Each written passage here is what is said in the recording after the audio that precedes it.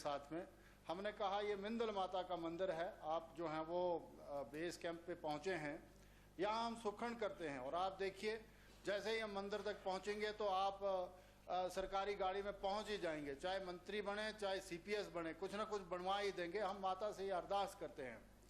आदरणीय डॉक्टर जनकराज जी भी यहाँ पर बैठे हुए, इनकी कंस्टिट्यूंसी में है माता मिंदल का मंदिर, और हमने वहाँ पर सच में दिल से सुखन की। और जब हम मंदिर से माथा टेक करके आए तो उनको मैसेज आया कि माननीय मनसा राम जी आपको जो है वो सीपीएस बना दिया गया है, आपको अब जो है वो वापस आना है।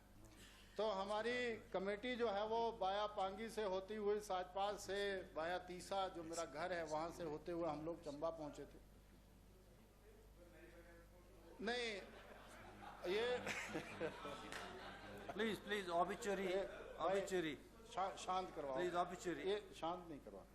तो मेरा ये this can be a passing remark, मेरा जो दिल से सच में मैं दिल से ये दुआ करता हूँ कि मालिक उनको जो है वो अपने चरणों में स्थान दे। और सच्चाई में मनसाराम जी को देख करके हमें भी लगता था कि जिस तरह से वो अपने आप को अंदर जो द्वंद्व चला रहता था उनके, वो हर बार, और माननीय पूर्व मुख्यमंत्री लीडर ऑफ अपोजिशन ने जैसे कहा तो वो हर व्यक्ति के साथ यही कहते थे मैं आपका बंदा हूँ। और जब भी हम कोई विषय और रखते थे तो कहते थे मैं आपका बंदा हूँ, आपके साथ ही चलूँगा। कमाल हो गया, ये उनके बड़े शब्द हुआ करते थे। ये सारी स्मृतियाँ हैं। उनके परिवार के साथ भी हमारे बहुत अच्छे संबंध रहे। कई बार हमने भी जब पहली बार जो है वो जब सीपीएस बने तो उनको छोड़ने उनकी कोठी तक गए थे, जो उनको बैनमोर में ऊपर जाके मिली थी, वो भी बड़ी दूर दी थी बेचारों को। और मैं समझता हूं कि उनका जाना जो है वो हिमाचल की राजनीति में बहुत बड़ा नुकसान है। मैं भगवान से यही दुआ करता हूं उनको उचित स्थान प्राप्त करवाएं स्वर्ग में, और उनके परिवार के साथ भी संवेदनाएं हैं। आपने माननीय अध्यक्ष महोदय समय दिया, आपका बहुत बहुत धन्यवाद। माननीय सदस्य श्री दीपराज जी।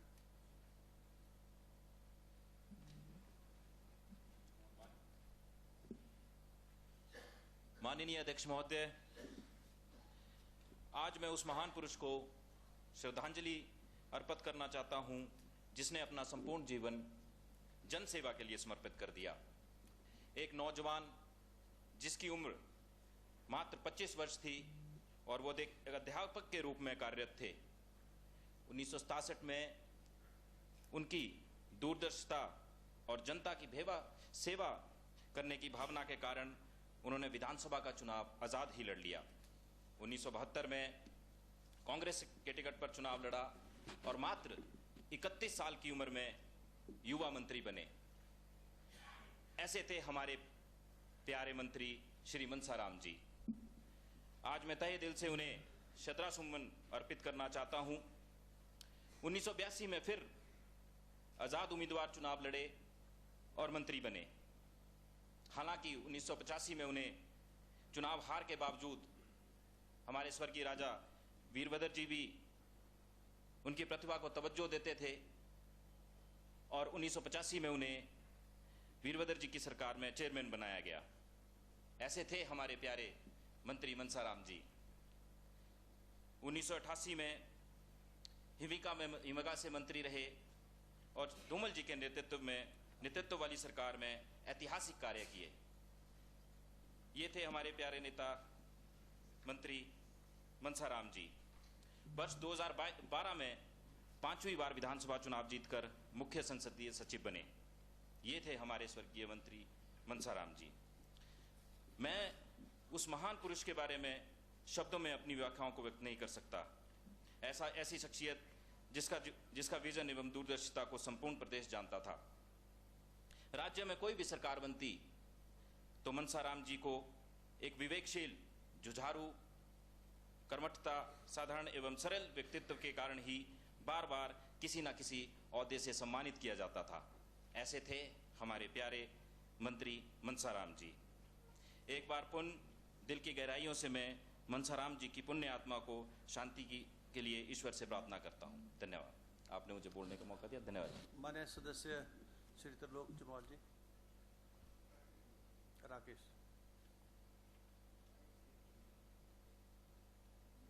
माननीय अध्यक्ष महोदय,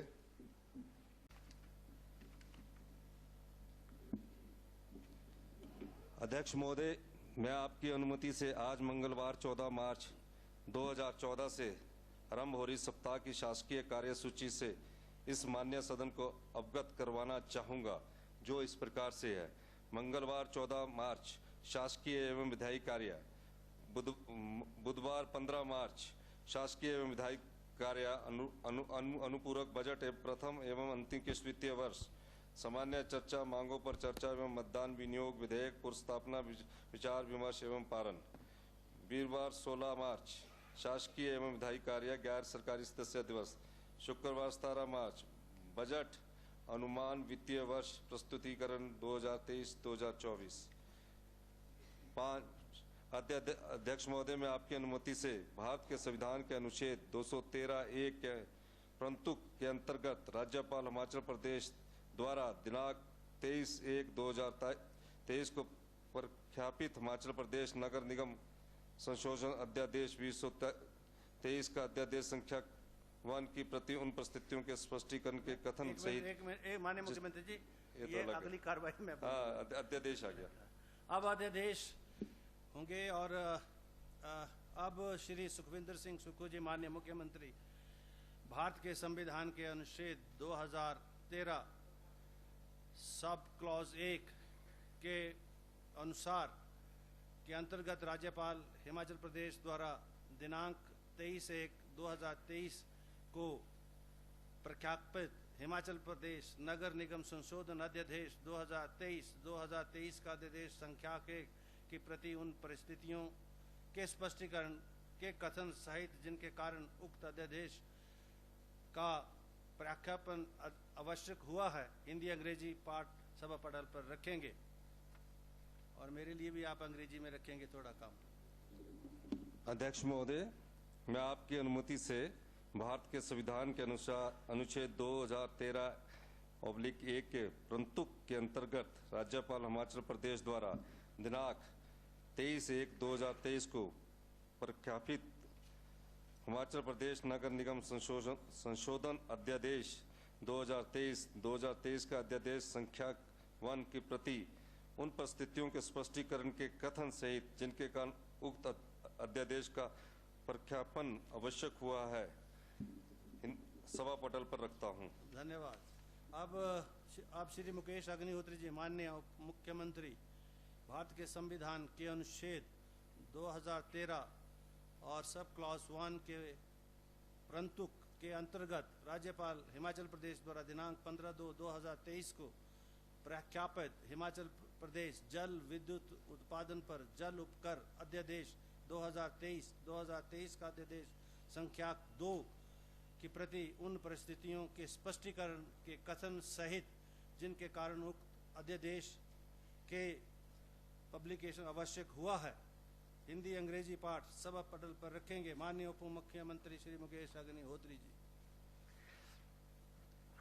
माननीय अध्यक्ष महोदय, मैं आपकी अनुमति से प्रस्ताव करता हूं कि भारत के संविधान के अनुच्छेद 213(1) के परंतुक के अंतर्गत राज्यपाल हिमाचल प्रदेश द्वारा दिनांक 15/2/2023 को प्रख्यापित हिमाचल प्रदेश जल विद्युत उत्पादन पर जल उपकर अध्यादेश 2023 का अध्यादेश संख्या 2 की प्रति उन परिस्थितियों के स्पष्टीकरण के कथन सहित जिनके कारण उक्त अध्यादेश का प्रख्यापन आवश्यक हुआ, हिंदी अंग्रेजी पाठ सहित सभा पटल पर रखता हूं। धन्यवाद। माननीय हर्षवर्धन चौहान जी, चंद्र कुमार जी को उठाइए जरा। विधायी कार्य, सरकारी विधेयक की पुनर्स्थापना। अब माननीय उप मुख्यमंत्री प्रस्ताव करेंगे कि हिमाचल प्रदेश जल विद्युत उत्पादन पर जल उपकर विधेयक 2023 का विधेयक संख्या 5 पर पुनर्स्थापित करने की अनुमति दी जाए। माननीय उप मुख्यमंत्री महोदय। अध्यक्ष महोदय, मैं आपकी अनुमति से ये जल विद्युत उत्पादन पर जल उपकर का जो है कानून विधानसभा में हम लेके आए हैं। अध्यक्ष महोदय, आज सुबह से ही ये बात हो रही है। करने वाले मंत्रियों की सूची में शुमार थे। मनसाराम एक अकेले ऐसे नेता रहे जिन्हें करसोग विधानसभा क्षेत्र से मंत्रिमंडल में जगह मिली। अपने 56 साल के लंबे राजनीतिक सफर में मनसाराम ने कई उतार चढ़ाव देखे। डॉक्टर यशवंत सिंह परमार जी के कैबिनेट में मनसाराम सबसे कम उम्र के मंत्री रहे। मनसाराम 25 साल की उम्र में यंगेस्ट ही विधायक बन गए थे। उनका नाम सबसे युवा विधायकों की लिस्ट में शामिल है। सुंदरनगर से 10वीं कक्षा की पढ़ाई करने के बाद एक अध्यापक के तौर पर शिक्षण कार्य में जुट गए, लेकिन किस्मत उन्हें राजनीति में ले आई। करसोग की जनता उन्हें नेताजी के बजाय मंत्री जी के नाम से ही पुकारती थी। मनसाराम ने पहला चुनाव सन 1967 में निर्दलीय उम्मीदवार के तौर पर करसोग हलके से लड़ा था। उस समय मनसाराम की उम्र महज 25 वर्ष की थी और सबसे कम उम्र के विधायक बने। 1972 में वो फिर करसोग से चुनावी मैदान में उतरे और जीत हासिल की। हिमाचल प्रदेश निर्माता डॉक्टर वाईएस परमार के नेतृत्व में हिमाचल में कांग्रेस की सरकार बनी और मनसाराम 31 साल की आयु में मंत्रिमंडल में सबसे कम उम्र के मंत्री बने। उन्हें वन विभाग का दायित्व मिला। 1982 में वो करसोग से एक बार फिर निर्दलीय प्रत्याशी के तौर पर चुनाव लड़े और जीत गए और ठाकुर रामलाल जी के साथ मंत्री रहे। मनसाराम जी हिमाचल प्रदेश के परमार से लेकर धूमल तक जी के तब के कार्यकालों के मंत्री रहे। वह जमीन से जुड़े नेता थे। उनके क्षेत्र के लोगों के साथ उनका संपर्क रहता था। आम लोगों से यही जुड़ाव उन्हें राजनीति में सफल बनाता था। वर्ष 1998 में हिमाचल विकास कांग्रेस के टिकट पर चुनाव जीते और खाद्य आपूर्ति मंत्री बने। इसके बाद वर्ष 2012 में तत्कालीन वीरभद्र सिंह सरकार के दौरान वो चीफ पार्लियामेंट्री के पद पर भी रहे। स्वर्गीय मनसाराम द्वारा करसोग निर्वाचन क्षेत्र में किए गए विकास कार्यों के लिए हमेशा याद रखे जाएंगे तथा सदन भी हमेशा उनके परिश्रम, समय समय पर दिए गए वक्तव्यों तथा सुझावों को स्मरण रखेगा। मैं अपनी ओर से उन्हें इस सदन में श्रद्धांजलि अर्पित करता हूँ। उनकी आत्मा की शांति की कामना करता हूँ तथा प्रभु से उनको अपने श्री चरणों में स्थान देने की प्रार्थना करता हूँ तथा शोक संतप्त परिवार के प्रति अपने तथा सदन की ओर से संवेदना प्रकट करता हूँ और इस मान्य सदन की भावनाओं को शोक संतप्त परिवार तक पहुंचा दिया जाएगा। अब मैं सभी सदस्यों से निवेदन करूंगा कि वो दिवंगत आत्मा को श्रद्धा सुमन अर्पित करने के लिए अपने अपने स्थान पर कुछ क्षण के लिए मौन खड़े हो जाएं।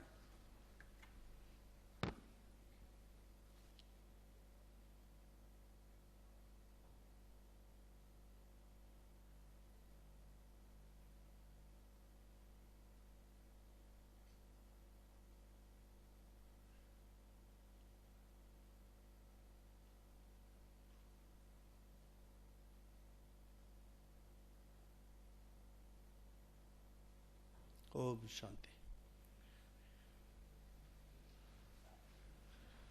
प्रश्न काल आरंभ।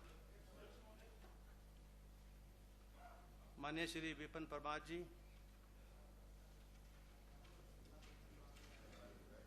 उत्तर भेज देना। अध्यक्ष महोदय, हमने नियम 67 के अंतर्गत नियमों की परिधि में 9 सदस्यों ने नोटिस दिया है और चाहे वो सत्ता पक्ष है चाहे वो विपक्ष है,